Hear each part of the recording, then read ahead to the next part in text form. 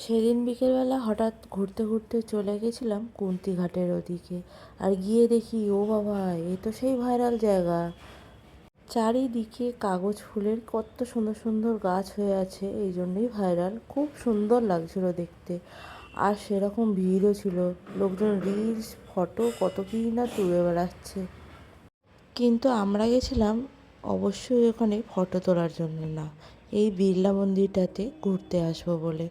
আমি জানতামও না এই ভাইরাল জায়গাটা এর পাশেই আছে। আমি এখানে মোটামুটি প্রায় আজ থেকে 10 বছর আগে মনে হয় এসছিলাম একবার। এতটা পপুলার ছিল না আই থিঙ্ক এই জায়গাটা, তখন এত ভিড়ও হতো না। খুব শান্ত নিরিবিলি একটা পরিবেশ ছিল।